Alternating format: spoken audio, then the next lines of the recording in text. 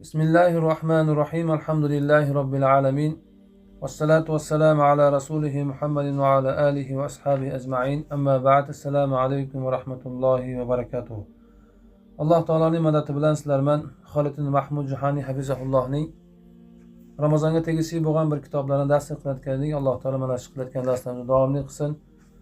Alloh taolo bilmaganlarimizni bildirsin. Alloh taolo bilganlarimizga amal qilishga tavfiq bersin. Qilayotgan amallarimizda, so'zlayotgan so'zlarimizda Alloh taolo ixlos bersin. Mana bugun Jumadil Ulaning 29-kuni Alloh taolo hammalarimizni o'zi Ramazon oyiga yetkazsin. O'tgangi darsimizda Laylatul Qadr kechasining fazilatlari haqida dars qilgan edik. Qadr surasini 3-oyatini ma'nolarini aytgan edik. Mana shu oyatdan bugun darsimizni davom ettiramiz.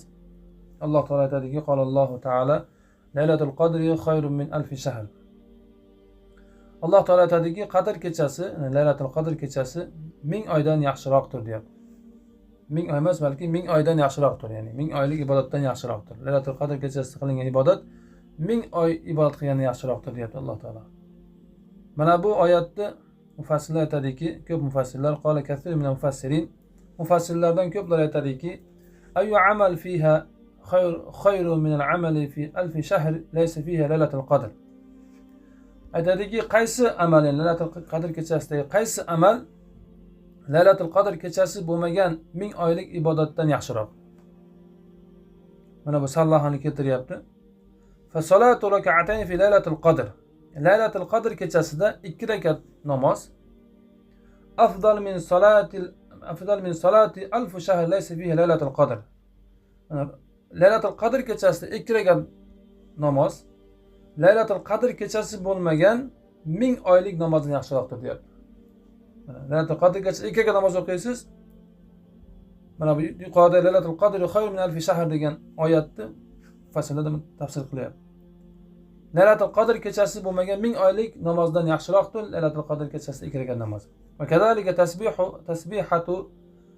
tasbihatu wahida fi Laylatul Qadr afdal min tasbihi alf shahr laysa fiha Laylatul Qadr.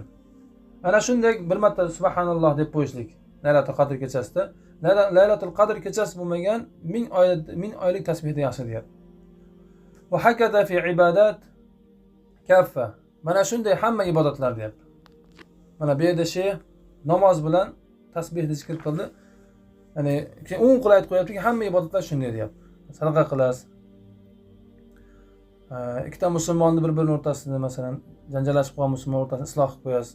Yani har qanday ibodat Ramazon Laylatul Qadr kechasida qilingan ibodat Laylatul Qadr kechasi bo'lmagan 1000 oylik ibodatdan yaxshiroqdir ana shu kecha.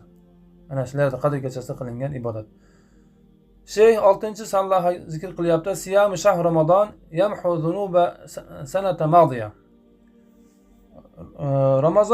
Ramazon oyining ro'zasi o'tgan yilgi gunohlarni o'chirib yuboradi deyapti. Ya'ni o'tgan yilgi 1 yillik gunohni o'chirib yuboradi deyapti. Mana bunga hadisni hujjat qilib keltiryapti. Ana Abi Hurayra radhiyallohu anhu anna Rasululloh sallallohu alayhi vasallam kana yaqulu as-salavatul khamsu wal jum'atu ila al-jum'ati wa Ramadan ila Ramadan mukaffiratun ma baynahunna idha ijtanaba al-kabair. Sahih ravah Muslim. Mana bu hadis sahih va Muslim rivoyat qilgan. Abu Hurayra radhiyallohu anhu da rivoyat qilinadi. Payg'ambarimiz sollallohu alayhi vasallam aytar edilar. As-salavatu khamsu, 5 mahal namoz, va jum'atu ila jum'a, jumadan jumagacha bo'lgan 5 mahal namoz, va Ramazon ila Ramazon, bir yilgi tutgan ro'zangiz bilan keyingi yilgi ro'za, mana shuni o'rtasidagi mukaffarat baynahunna, 5 mahal namoz jumadan jumagacha va Ramazondan Ramazongacha o'rtasida bo'lgan gunohlarga mukaffirat, kafforat bo'ladi deyapti. 5 mahal namoz o'qiysiz jumadan jumagacha, Alloh taolo o'z o'rtasidagi gunohlarni Alloh kechirib yuboradi. Ya'ni mayda gunohlarni. Mana hadis davomida payg'ambarimiz aytadilar: "Iza ijtanaba kabair" deyapti. Qachon katta gunohlardan chetlansa. Ramazondan Ramazongacha bo'lgan gunohlarni Alloh taolo kechirib yuboryapti. Bu Alloh subhanahu va taoloning mu'minlarga bo'lgan Alloh taoloning fazli. Alloh taolo bir yil o'rtasidagi gunohlarni Alloh taolo kechiradi. Nima sababdan? Mana shu Ramazon oyida roza tutib Alloh taologa itoat qilganligimizdan Alloh taolo Ramazongacha bo'lgan kichik gunohlarni Alloh taolo kechiraveryapti. Ijtanaba kabayir, lekin sharti bor. Qachon kichik gunohlardan, ya'ni katta gunohlardan inson chetlansa. Wal kabayir, katta gunoh nima desa, jam'u kabira. Ya'ni kabira jami. Ya'ni bu arab tiliga tegishli bo'lgan so'z. Kabayir degani bu ya'ni gunohlar degani. Bu kabayir deb aytayaptiki, kabira bitta katta gunohni jami bu deb aytayapti. Va hiya kullu zanbi tarattubi alayhi haddun. U katta gunoh nima desa, ya'ni har bir unga had qoyim bo'lgan, unga had urishlik sabab bo'lgan har bir gunoh deyapti. Ya'ni katta gunoh nima desa, unga had urishlik. Ya'ni buni hozir darsimiz davomida tushuntiramiz. Had urishlik lozim bo'lib qolgan har bir gunoh. U nima desa, zina. Mana zino qilishlik. Unga had qoyim bo'ladi. Ya'ni bir odam zino qilib qo'ysa, guvohlar ko'rsa, unga had qoyim bo'ladi, toshbo'ron qilinadi. Yoki bo'lmasa toshbo'ron qilishlik turmush qurgan ayol kishiga, erkak kishiga tegishli. Ya'ni turmush qurmagan bo'lsa, uylanmagan bo'lsa, ularga darur qilinadi. Had qoyim bo'lgan gunohlar nima degan katta gunoh deb aytiladi. Zina, mana zinoga o'xshash deyapti. Val qazf, mana tuhmat qilishlik. Qazf tuhmat qilishlik. Bir odamga tuhmat qilsangiz, agar u odamda u gunoh bo'lmasa, narsa aytgan narsa bo'lmasa, unda odamni qoziyat tarafidan uni daralanadi, tuhmat qilinadi. U tuhmat qilgan odamni keyin guvohligi ham qabul qilinmaydi. Mana qazf nima quruq tuhmat qilishlik. Au kaffaratu kal fitri fi nahar Ramazon. Ramazonning kunduzida yeb qo'yganga o'xshash, ya'ni kafforat. Yani kafforat qilish ham Ramazonda bir narsa yeb qo'yishi beuzr, bir narsa yeyishlik sababsiz bo'lma katta gunohlardan. Av va'id. Bir va'id deyapti. U nima desa, zulmga o'xshash. Va'id va'da qilingan masalan, jazo va'da qilingan nima desa, zulm. Zulm juda ham yomon narsa. Bir odamga zulm qilsangiz, albatta bir kun uni sizni kasri uradi. Bu o'tmishda bu narsa bo'lgan, bugungi kunda ham bu narsa bo'lib kelyapti. Biroq zulm qilsangiz, albatta uni jazosini olasiz. Zolim uxlaydi, lekin mazlum uxlamaydi deydi. Zolim uxlaydi ekan, lekin mazlum bo'lgan odam uxlamaydi. Siz biroq zulm berdingizmi, siz hech qachon siz haqqingizga yaxshi narsani so'ramaydi. Siz hayotda xor bo'lasiz. Shuning uchun mazlumdan juda ham ehtiyot bo'lasiz. Payg'ambar alayhisalom 3 ta odamning duosi Alloh taolo Alloh bilan ularning o'rtasida to'siq bo'lmaydi. Shulardan bittasi mazlum bo'lgan odam duo qilsa, Alloh taolo duosini ijobat qiladi. Xolasa Alloh taolo shu paytda yordam beradi, masalan biroz kechikda yordam beradi. Val g'iba, mana g'ibat qilishlik ham bu katta gunohlardan.